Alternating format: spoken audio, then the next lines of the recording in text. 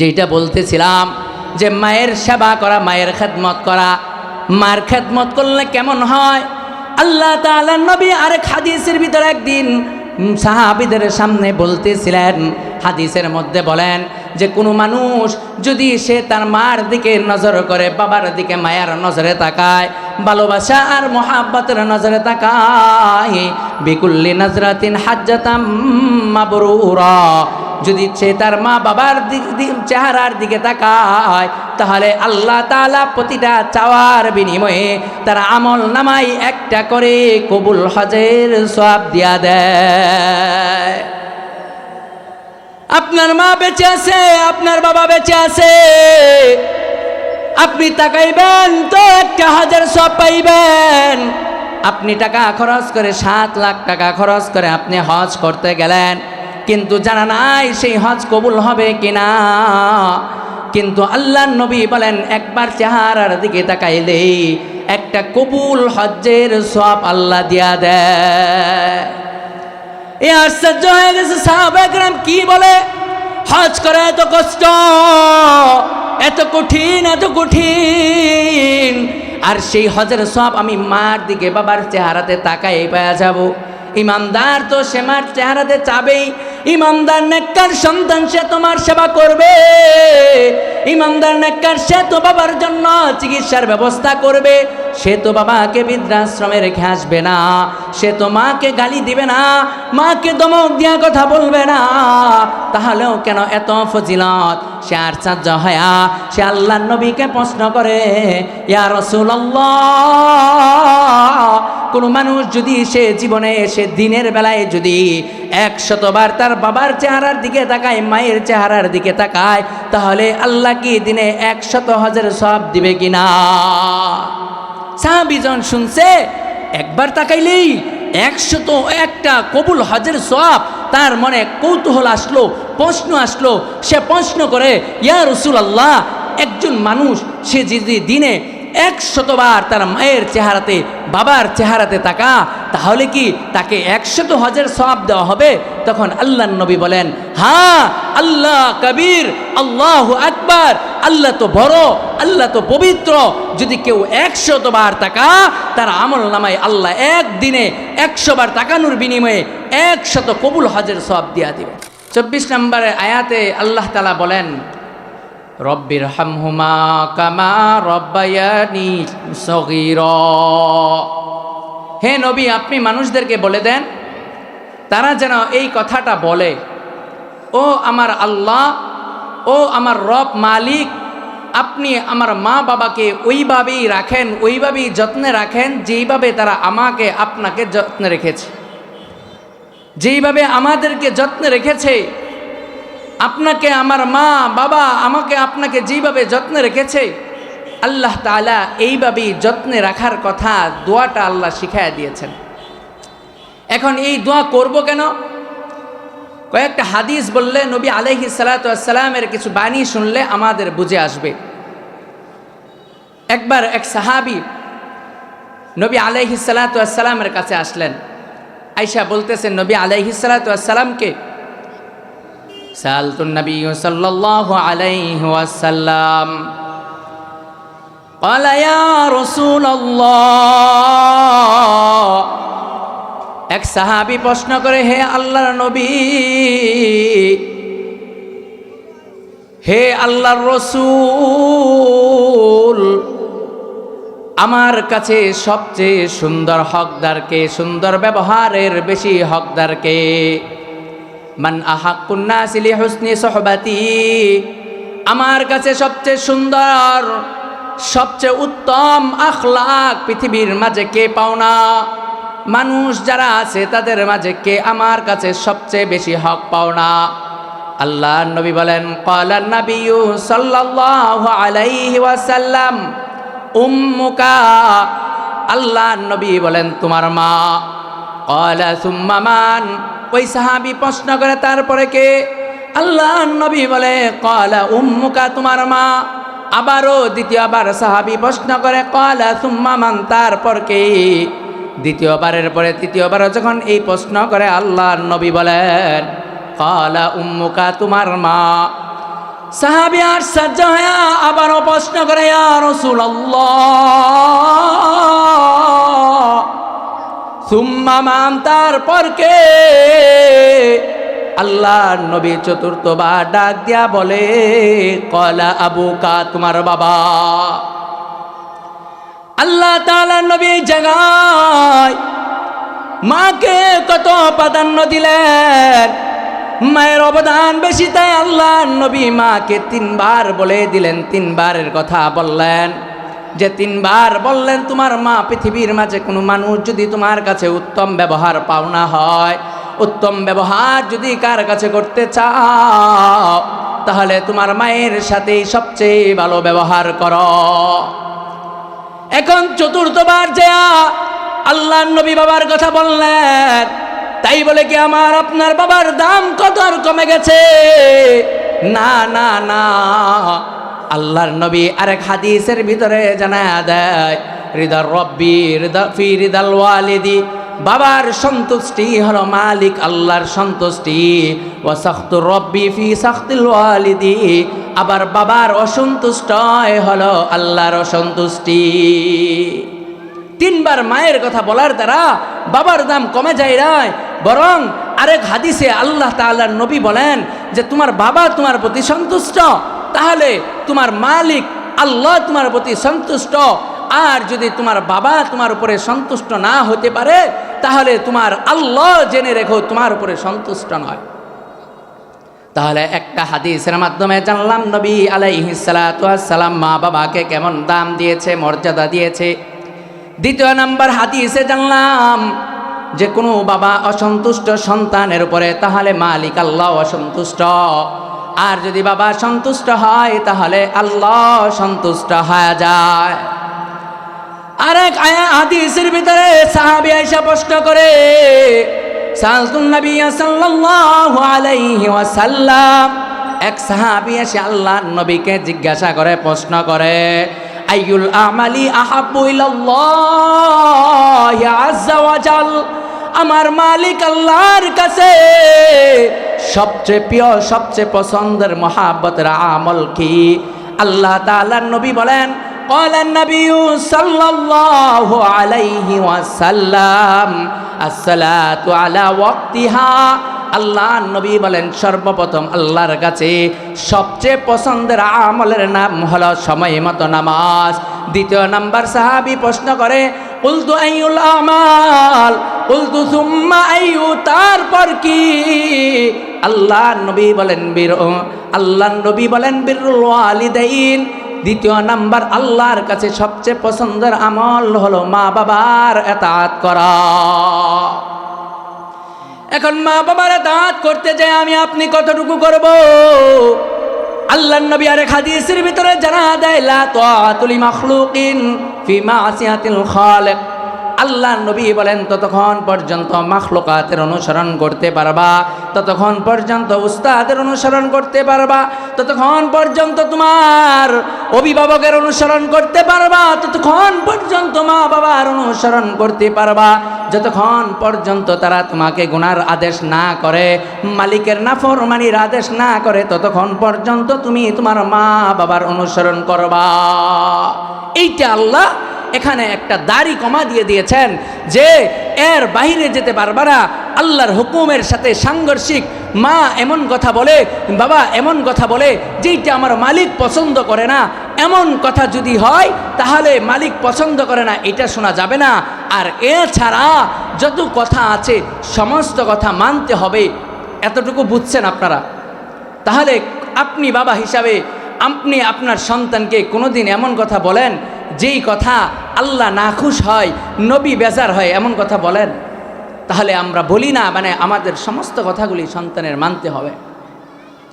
তাহলে এই পর্যন্ত নবী বাবা সম্পর্কে বললেন, মা সম্পর্কে বললেন। আরেক হাদিসের ভিতরে আল্লাহ নবী জানা দেয়, ও দুনিয়ার ইমানদার মুমিন মুসলমান, আমি বলে দিলাম যে তোমার বাবার সন্তুষ্টি আল্লাহর সন্তুষ্টি, তোমার বাবার অসন্তুষ্টি আল্লাহর অসন্তুষ্টি। প্রথমে মায়ের কথা বলল, এখন মার বেশি অনুসরণ করলাম, বাবাকে ঘর থেকে বের করে দিলাম। না না, দ্বিতীয়বার বাবার কথা বলার কারণে বাবার ইজ্জত করলাম, সম্মান করলাম, মাকে কষ্ট দিলাম, এমনও না। বরং আল্লাহর নবী আরেক জায়গার ভিতরে জানা দেয়, আল জান্নাতু তাহতা আকদামিল উম্মাহাত, যে তোমার মায়ের পায়ের নিচে হলো তোমার জান্নাত। ইমাম শাফি রহমাতুল্লাহি আলাইহি তিনার জীবনের ভিতরে পাওয়া যায়, ইমাম শাফি রহমাতুল্লাহি আলাইহি তিনি এমন জগৎ বিখ্যাত ইমাম, পৃথিবীর মাঝে চারজন বিখ্যাত ইমাম রয়েছেন। আল্লাহ তাআলা এক, তার সাথে কোনো শরীক নাই। আল্লাহর পরে ফিরিস্তাদের মাঝে চারজন ফিরিস্তা সবচেয়ে আলা মাকামের, তাদের মর্যাদা অনেক বেশি। এই চার ফিরিস্তার পরে নবীদের মাঝেও এরকম চারজন নবী আছে বড় বড়, যে চার নবীর কাছে চারখানা কিতাব নাজিল হয় আছে, তাওরাত, জাবুর, ইনজিল, কুরআন। এরকম চারখানা কিতাব, আসমানি কিতাবের মাঝে মূল্য দাম অনেক বেশি। অন্য যত কিতাব আছে সমস্ত কিতাবের মাঝে সবচেয়ে বেশি দাম হলো আল কুরআন। এই কুরআনুল কারীমের দাম আর কদর হলো সবচেয়ে বেশি। চারখানা কিতাব আল্লাহ নাজিল করেছেন পৃথিবীর মাঝে, এটা সবচেয়ে বড়, সমস্ত আসমানি কিতাবের থেকে দাম বেশি। কিন্তু অন্য অন্য নবীদের কিতাবগুলি নবী চলে যাওয়ার পর তার উম্মতেরা এই কিতাবগুলির ভিতরে জেরফের চলে আসছে, এর ভিতরে কমায়া ফেলেছে, বাড়ায়া ফেলছে। যেটা তাদের মন মতো হয়েছে এটাকে রাখছে, যেটা মন মতো মনে হয় না এটাকে তারা কেটে দিয়েছে। এই কারণে তাওরাত মানা যাবে না, জাবুর মানা যাবে না, ইনজিল মানা যাবে না। তাহলে আমাকে আপনাকে মানতে হবে আল কোরআন। এই কোরআন মাজিদ আমাকে আপনাকে মানতে হবে। এই কোরআনের কেমন দাম, কেমন কদর! এই কোরআন যদি কেউ জবানে লাগায় তার জবান দামি হয়ে যায়, অন্তরে লাগাইলে অন্তর প্রশান্তিতে ভরে যায়। এই কোরআন চোখে লাগাইলে চোখের দৃষ্টি শক্তি সুন্দর হয়ে যায়। এই কোরআন কেউ কপালে লাগাইলে সেই মানুষটার কপাল ভাগ্য খুলে যায়। এই কোরআন সাধারণ কোনো কোরআন নয়। এই কোরআন যদি ঘরে তেলাওয়াত করা হয় বরকত শুরু হয়ে যায়। এই কোরআন জমিনে তেলাওয়াত করলে জমিন উন্নত হয়ে যায়। এই কোরআন রাষ্ট্রে ব্যবহার হলে রাষ্ট্রের শাসন ব্যবস্থা সুন্দর হয়ে যায়। এই কোরআন এমন এক কোরআন, যে কোরআন দুনিয়ার যেখানেই লাগে সেই জায়গাটাই সুন্দর হয়ে যায়, সেই জায়গাটার দাম বেড়ে যায়। তাহলে বলতেছিলাম চার চার করে আসতেছিলাম, এরকম কোরআনের পরে এই কোরআনকে মানতে যায়, নবীর হাদিসকে মানতে যায়, আল্লাহ তাআলা এরকমভাবে চারটা মাযহাবকে পৃথিবীর ভিতরে রেখেছেন।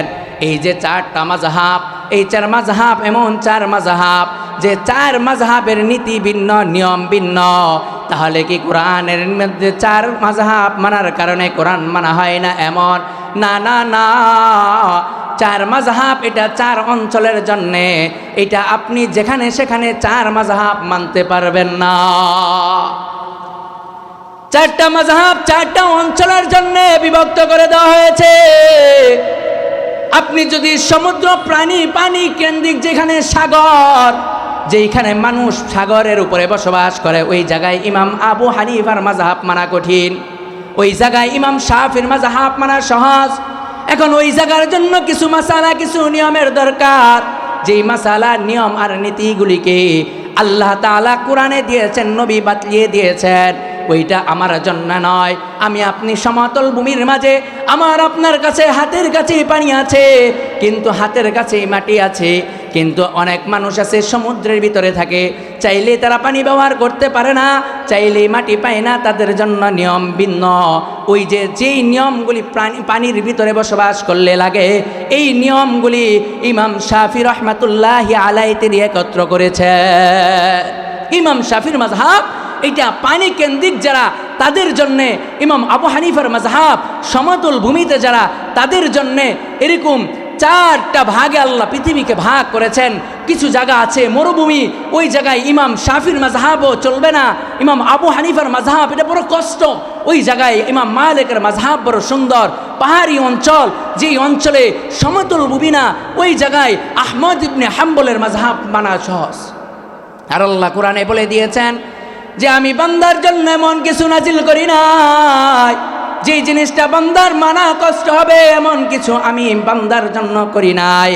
এই কারণে মাযহাব চারটা কেন, কোরআন একটা, নবী একটা, এই প্রশ্ন যারা করে তারা এমন একদল মানুষ করতে পারে যারা ভূগোল সম্পর্কে তাদের জ্ঞান নাই, যারা এরকমভাবে পৃথিবী বিচরণ করে নাই, পৃথিবীর কোন জায়গায় মরুভূমি, কোন জায়গায় উঁচু স্থান, পাহাড় পর্বতে ঘেরা, কোন জায়গায় সমুদ্র কেন্দ্রিক, কোন জায়গায় সমতল, এইটা ঘোরার দ্বারা তারপরে তার এই বিষয়ের মাসালা হল হবে। এই কারণে আল্লাহ তাআলা কোরআনে বলে দিয়েছেন যে তোমরা জমিনের ভিতরে সাই করো, চলাফেরা করো, সফর করো, করার দ্বারা তোমাদের ইলম, তোমাদের ঈমান দৃঢ় হবে, মজবুত হবে। তে মাযহাব চারটা। ইমাম আবু হানিফা মাযহাব যা আছে, ওনার মাযহাব হলো সমস্ত মাযহাবের মাঝে সবচেয়ে বড়, তিনার মাযহাবের অনুসারী সবচেয়ে বেশি। আর দ্বিতীয় নাম্বার যে মাযহাব ইমাম শাফি রহমাতুল্লাহি আলাইহি, আমি যেই কথাটা বুঝাইতে চাচ্ছি, ইমাম শাফি রহমাতুল্লাহি আলাইহি জগৎ বিখ্যাত ইমাম। এই জগৎ বিখ্যাত ইমাম হইয়া যখন মাঝে মাঝে শেষ রাতে নিশিতে মায়ের কদমে তেল মালিশ কইরা দেয়, তেল মালিশ কইরা দেয়, আর মায়ের কদমে হঠাৎ একদিন চুমু লাগায় দিছে। চুমা লাগায় দেওয়ার সাথে সাথে ইমাম শাফির মা ডাক দিয়া বলে, ওরে বাবা শাফি, এই জবান তো পচা জবান নয়, এই জবান তো সাধারণ মানুষের জবান নয়, এই জবান তো যুগের শ্রেষ্ঠ আলেম আল্লাহর কুতুবের জবান। এই জবান দিয়া কোরআন তেলাওয়াত করো, মালিকের কালাম তেলাওয়াত করো। সৈয়দুল কাউনাইন শাফিউল মুসলিমিন আহমদ মুহাম্মদ মুস্তাফা সাল্লাল্লাহু আলাইহি সাল্লাতু ওয়াস সালামের হাদিসের চর্চা করো, হাদিস পড়াও। এই জবান দিয়া কোরআন হাদিস রিসার্চ করে, কোরআন সুন্নাহ ইজমা কিয়াস রিসার্চ করে করে তুমি মানুষের কঠিন মুহূর্তের সমাধান দিয়া দাও। এই জবান দিয়া তুমি আমার কদমে চুমু লাগায় দিলা রে শাফি, এইটা তুমি কেমন কাজ করলা? মায়ের পায়ে চুমা দিয়া দিছে, মায়ের প্রশ্ন কি করলা? ইমাম শাফি ডাক দিয়া বলে, ওগো মা, আমি তোমার কদমে চুমা দেয় নাই, আল্লাহর নবীর হাদিস পড়েছি, আল জান্নাতু তাহতা আকদামিল উম্মাহাত। আমি হাদিস পড়েছি, মায়ের কদমের নিচে, পায়ের নিচেই হলো সন্তানের বেহেশত। আমি মা আমার পায়ে, তোমার পায়ে চুমা দেই নাই, বরং আমি তো আমার জান্নাতে চুমা দিয়েছি। এই কারণে পৃথিবীতে যারাই বড় হয়েছে, যারাই পৃথিবীতে তাদের আসন উঁচু হয়েছে, পদ পদবী অর্থ ক্ষমতার মালিক হয়েছে, পেছনে তাকায় দেখবেন বাবারে, সে কোনো ক্ষমতার বলে ক্ষমতার চেয়ার পায় না, অর্থের গরিমায় সে অর্থ পায় না। টাকাওয়ালা হইছে, সে শুধু টাকা জমায়া কামাই কইরা না, না, বরং সে টাকাওয়ালা হইছে তার মায়ের দোয়ার কারণে। আমি প্রায় জায়গায় বলে থাকি, আমার মহল্লায় একজন মানুষ আছে, যেই মানুষ তার মায়ের কাছে যায় বলছিল, ও মা, আমি বিদেশ যাইবার চাই, আমারে দোয়া করো, আমি বিদেশ যাব।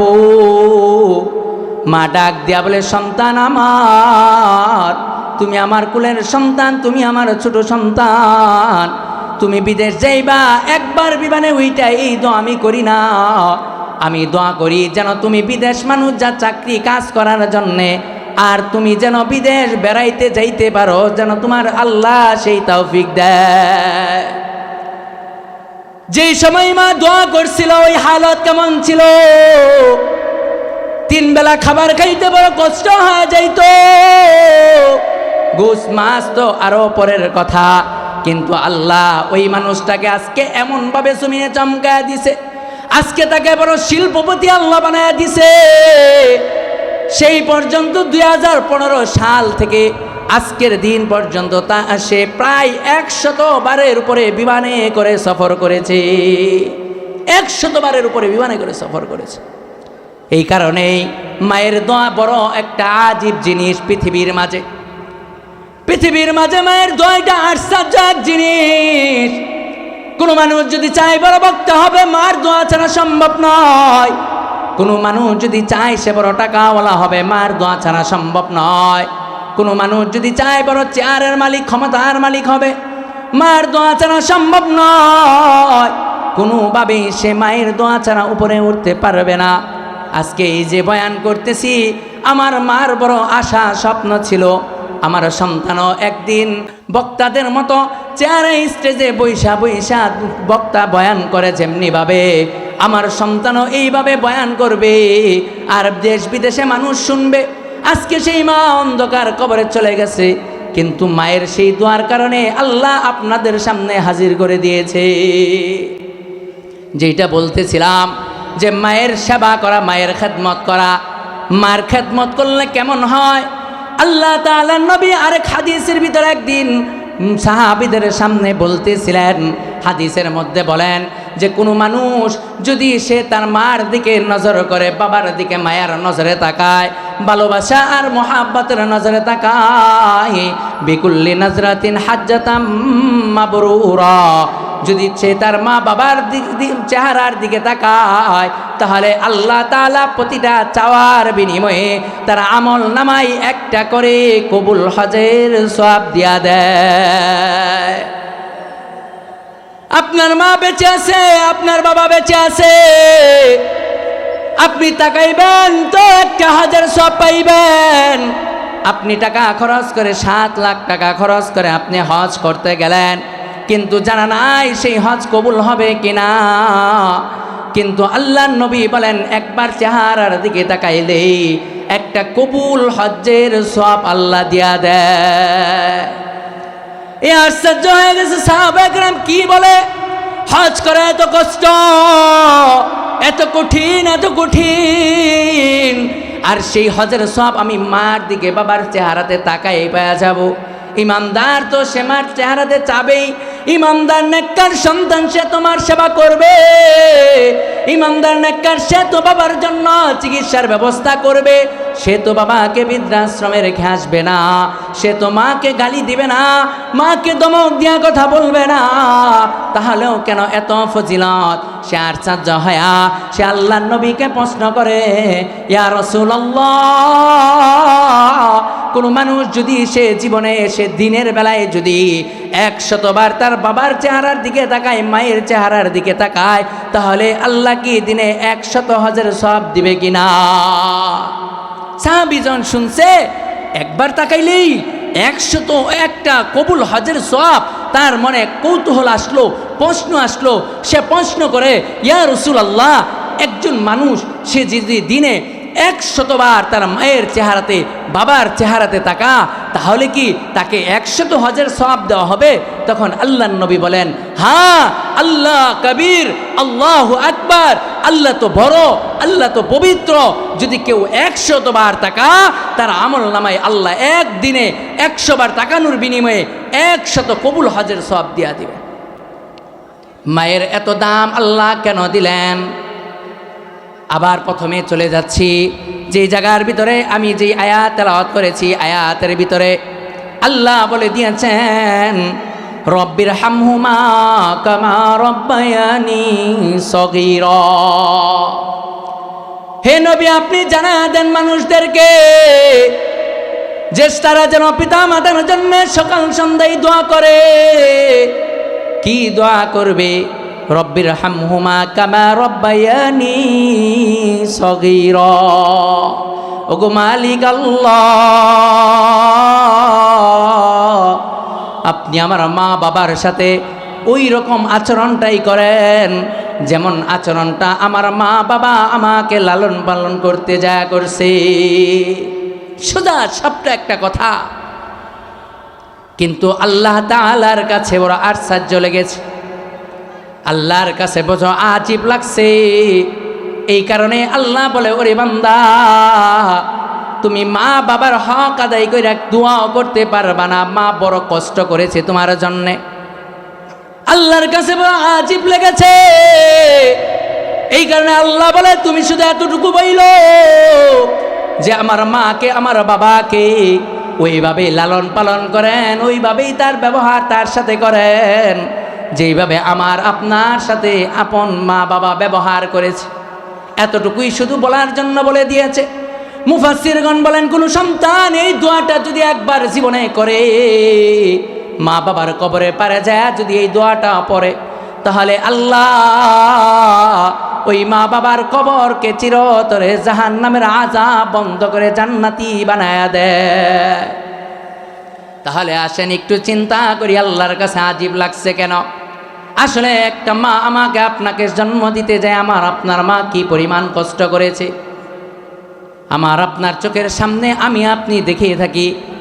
আমাদের বিবিরা যখন বাচ্চা প্রসব করতে যায় এর আগ মুহূর্তে হালত কেমন হয়, যখন বাচ্চা কনসেপ্ট করে, যখন গর্ভে বাচ্চা আসে একটা ভাঁজ পরে সমাজে বলে তার একটা ভাঁজ পরে যায়, একটা চিহ্ন লক্ষণ তার মাঝে দেখা দেয়। লক্ষণটা কেমন কষ্টের লক্ষণ? মা খাবার খাইতে পারে না, মা কোনো কিছু গলা দিয়ে ভিতরে প্রবেশ করাইতে পারে না। যখনই আমার আপনার মা আমি আপনি পেটে গেলাম, সাথে সাথে আমার মায়ের একটা রুচিতে ব্যাঘাত ঘটে আসলো। যেই মা পেট ভরে খাবার খাইতো, যেই মা সুন্দর সুন্দর খাবারগুলি জিন্দিগি ভরে বাবার বাড়িতে খেয়েছে, আজকে স্বামীর বাড়িতে এসে শ্বশুরালয়ে এসে আমি আপনার মার পেটে আসার কারণে মা এখন খাবার খাইতে পারে না। এইভাবে দিন কাটছে দিন কাটছে, মা শুকায়া যাচ্ছে, সুন্দর চেহারা লাবণ্যময় চেহারা নষ্ট হয়ে যাচ্ছে। আমার আপনার মা যেই মানুষটা জীবনে বাবার বাড়িতে কষ্ট করে নাই, জীবনে বাবার বাড়িতে না খায়া থাকে না, আমাকে আপনাকে পেটে নেওয়ার পর আমার আপনার মা না খায়া কত রাত্রি কাটায়, কত দিন কেটে যায়, আমার মা খেতে পারে না, আপনার মা খেতে পারে না। তারা কষ্ট করে করে যখন একটা সময় যখন আমি আপনি 4 মাস চলে 5 মাসে যখন হয়ে গেলাম মায়ের গর্ভে, তখন আল্লাহ রু দিয়ে দিয়েছেন, আমি আপনি নাড়াচাড়া শুরু করে দিলাম। আল্লাহ তাআলা সন্তানকে কত কত সিস্টেম মতো রেখে দিয়েছেন যে সন্তান মায়ের পেটে থাকে তার 2টা ঠ্যাং 2টা পা মায়ের কলিজার দিকে লাগানো থাকে। আমি আপনি যখন মায়ের পেটের ভিতরে নড়াচড়া শুরু করি, আমি আপনি মনে করি কত বড় জায়গার ভিতরে চলে আসছি। আমি আপনি সমানে হাত পা নাড়াচাড়া শুরু করে দেয়। যখন আমি আপনি হাত পা নাড়াচাড়া শুরু করে দেই, মায়ের কলিজার ভিতরে আঘাত লাগে, কলিজার আঘাত লাগার পরে বমি করে দেয়, যন্ত্রণায় কাতরাইতে থাকে। ওই সময় হয়ে যায়। আর বিজ্ঞান বলে, চিকিৎসা বিজ্ঞান বলে মায়ের গর্ভের বাচ্চা তখনই নড়াচড়া বেশি করে যখন মা নীরব হয়ে যায়। দিনের বেলা কাজ করেছে এত নড়াচড়া করি নাই, যখন রাতের বেলা হয়ে যায় পাশের ঘরে দাদা ঘুমায়, দাদি ঘুমায়, ফুফু ঘুমায়, বিছানার পাশে বাবা ঘুমায়, আত্মীয় স্বজন সবাই বেবুর ঘুমে, আমি আপনি মায়ের পেটে যায়া ওই সময় নীরব সময়ে আমি আপনি মনে করি এটা আমার আপনার খেলাধুলা করার সময়। আমি আপনি সমানে নাড়াচাড়া শুরু করি, নাড়াচাড়া করতে করতে করতে করতে মায়ের কলিজায় বারবার আঘাত করতে করতে মা অচেতন হয়ে যায়। অনিচ্ছাকৃত ফুফায়া ফুফায়া মা কান্না করতে থাকে, মায়ের চোখ দিয়া পানি বেয়ে বেয়ে পড়তে থাকে। ওই দিন যদি মা চাইতো এত কষ্ট আমি করতে পারবো না, এত দুঃখ আমি সহ্য করতে পারবো না, আমার সন্তান ডাক্তারের কাছে নিয়ে যাও, এই সন্তান অবসান করে বের করে ফেলো, আমি এই সন্তান জন্ম দিতে পারবো না। এই কথা মা বললে আমি আপনি দুনিয়ার আলো বাতাস দেখতাম না। এই যে কষ্ট করে করে আমার আপনার মা দুনিয়াতে আমাকে নিয়ে আসছে, যখন আমার আপনার মা আমাকে আপনাকে নরমাল ডেলিভারি করেছে, বিজ্ঞান বলে ওই সময় আমার আপনার মার প্রসব বেদনা কেমন ছিল, যে আমার আপনার মার প্রসব বেদনার মাত্রা ছিল 57 থেকে 60 ইউনিট পর্যন্ত। 57 থেকে 60 ইউনিট পর্যন্ত আমার আপনাকে প্রসব করতে যায় মা কষ্ট যন্ত্রণা ব্যথা সহ্য করেছে।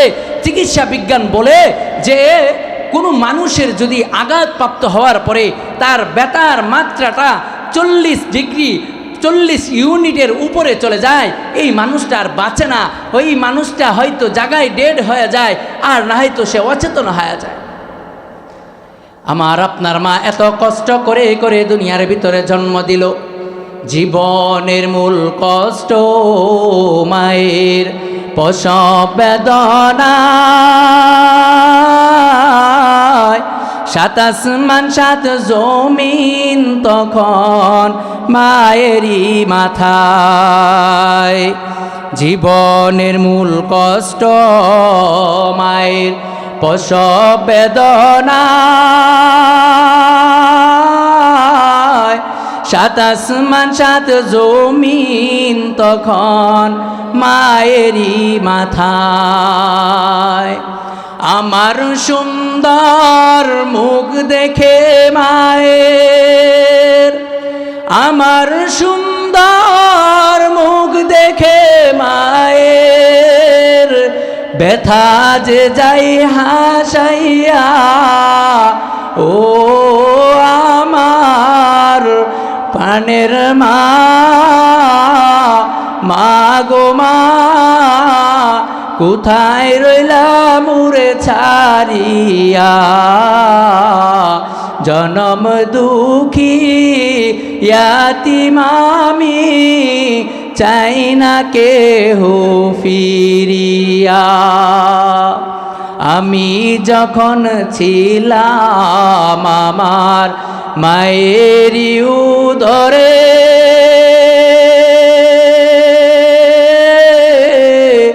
চলাফেরা করতেন যে মায় কত কষ্ট করে।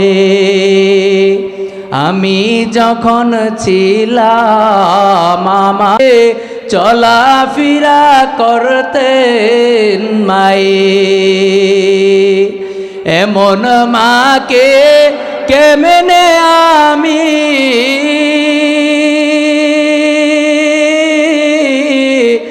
এমন মাকে কেমনে আমি যাব আজি ভুলিয়া,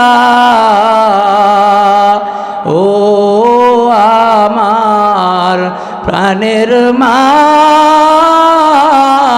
মা গো মা কোথায় গেলি মুরে ছাড়িয়া, জনম দুঃখী ইয়াতিম আমি চাই না কেহ ফিরিয়া। এই কারণে আমার আপনার মা আমাকে আপনাকে দুনিয়ায় প্রসব করতে যায় কত কষ্ট করেছে তার কোনো সীমা নাই। ও বাবারে পায়ে হাত রাইখা বইলা যায়, ও মাওনা শফিকপুরের মানুষেরা গো, ও পর্দার আড়ালের মা আপনাদের পায়ে হাত রাইখা বইলা যায়। আজকে যারা আপনাদের শ্বশুর শাশুড়ি, যারা আপনাদের গার্ডিয়ান অভিভাবক, তারা একদিন চলে যাবে, আপনি অভিভাবকত্বের চেয়ারে বসবেন। যদি আপনি তাদের সাথে দুর্ব্যবহার করেন তাহলে আপনার সেই দুর্ব্যবহার পেতে বেশি দেরি হবে না। আল্লাহর নবীর একটা হাদিস বলে শেষ করছি।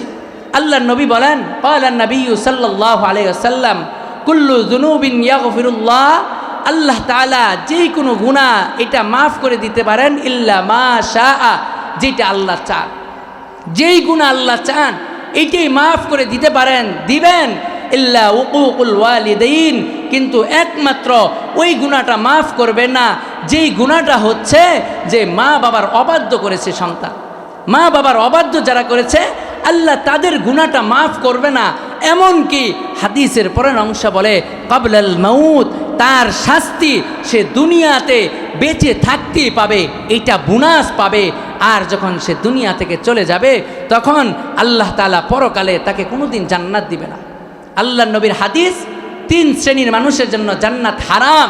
এর মাঝে এক শ্রেণীর মানুষ হলো তারা যারা মা বাবার অবাধ্য ছিল, মা বাবাকে কষ্ট দিয়েছে। এই কারণে সকলের পায়ে হাত রেখা বলি, যাদের মা আছে, যাদের বাবা আছে, তারা মা বাবার সেবা করবেন। আজকে দেশ বিদেশ কত জায়গা থেকে বয়ান করে বাসায় যায়, আজকে যায় দেখি দরজা বন্ধ। আমি ছোট্ট সময় আমার খালার বাড়িতে ওয়াজ শুনতে গেছিলাম, কিন্তু ওই দিন রাতে আর দেরি হয়েছে, নানির বাড়ির পাশে ছিল, আসি নাই। আমার মা ওই দিন সারা রাত দরজা খুলে চায়া বসে ছিল, আমার বাজান আসবে, আমার সন্তান আসবে। আর আজকে ওয়াজ করে ওয়াজ শুনতে যাইছিলাম, ওই দিন দরজা খুলে বসেছিল, মা দোয়া করতো, আর আজকে ওয়াজ করে বাসায় যায় মাকে পায় না। যদি মা থাকতো দরজা বন্ধ থাকতো না, গেটের সামনে এসে দাঁড়ায় থাকতো। এই কারণে মা হারায় গেলে বুঝবেন মা কি জিনিস, এইটা যার হারাইছে সেই বুঝে, এটা বোঝানো সম্ভব না। এই কারণে পায়ে হাত রেখা আবারও বলছি, যাদের মা আছে, বাবা আছে, পায়ে হাত রেখা বলি, মা বাবারে কষ্ট দিয়েন না, মা বাবারে কাঁদায়েন না, মা বাবার দোয়া নেন। জীবনে সফলতা চলে আসবে, জীবনে সাকসেসফুলতা চলে আসবে, জীবনে পিছনে তাকাইতে হবে না। এই মায়ের দোয়ার গাড়ি, এটার সামনে আল্লাহ, পেছনে মায়ের দোয়া, এটা দুনিয়ার কেউ রোধ করতে পারে না। আপনার সাথে বহু মানুষ হিংসা করতে পারবে, আপনাকে থামাইতে পারবে না। আল্লাহ তাআলা আমাদের সকলকে, যাদের মা বাবা আছে তাদের মা বাবার সেবা করার তৌফিক দান করুক, যাদের মা বাবা নাই আল্লাহ তাদের মা বাবার জন্য দোয়ার ব্যবস্থা করার তৌফিক দান করুক। ওমা আলাইনা ইল্লাল বালাগ। আসসালামু আলাইকুম ওয়া রাহমাতুল্লাহি ওয়া বারাকাতুহু।